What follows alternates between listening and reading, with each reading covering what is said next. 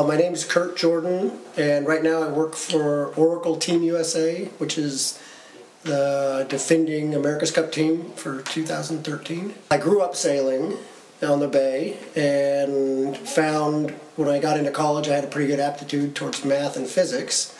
So I started studying engineering and naval architecture. Most engineers don't really get a big opportunity to be involved in, that level of testing of the products that they engineer, so that's for sure the best part. Sailing on the boats, for sure. We build a big complicated structure and test it and race it all in 2 years. Right now we're sailing one boat and still designing while we build the second boat. So an average day would be sitting down to my work list and to see what the builders need and starting to design and develop the information for what they need in the coming week or sometimes the next day.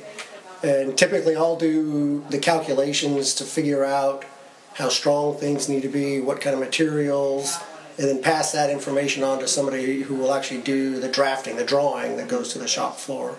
Most of the time, probably 80% is doing simulations in a computer, and the other 20% is actually building stuff and testing stuff. The computer simulations are not perfect. They still leave some questions unanswered, so for critical things we go out and build them and test them also.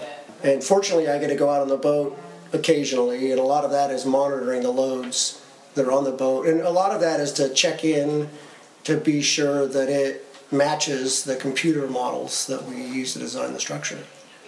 The most challenging part is probably really deciding how far to push things on the structure, because with any kind of race boat, weight is your enemy.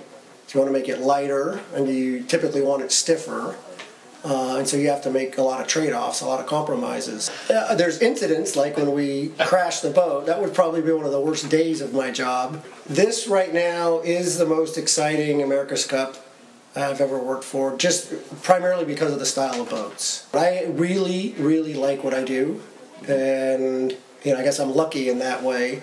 I use these same engineering tools and do a lot of things not in the America's Cup.